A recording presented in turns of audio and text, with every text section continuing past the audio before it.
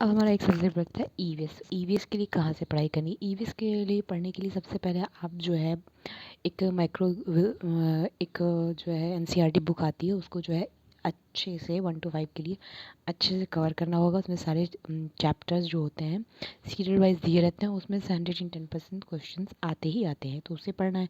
Previous year question हमें छूटने नहीं चाहिए, ठीक है। दूसरा रिसोर्स हो गया।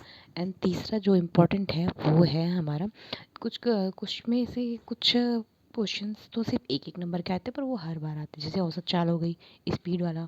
फिर दूसरा हो जाएगा हमारा, आ जाता है दूसरा हमारा क्या आ जाता है, वो हो जाता है स्पीड। डायरेक्शन आएगी, और मैप। हाँ, कौन कहाँ पे है, कौन किस जगह पे है, अगर ये भी सेट करने को आता है तो ये हो गया। उसके अलावा ईवीएस क्या करता है, ईवीएस में ये होता है कि उसमें चेंजेस हमें देखने को मिलते ही मिलते हैं।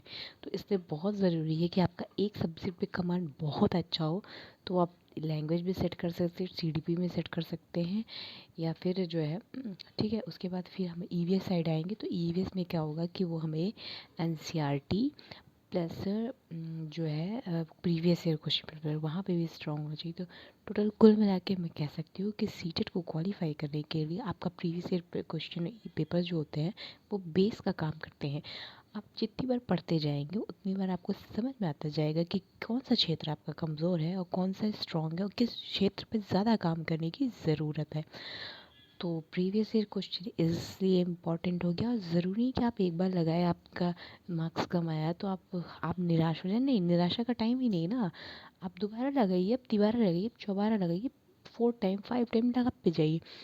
जब आप लगाते जाएंगे तो आप कहीं ना कहीं अपने अंदर एक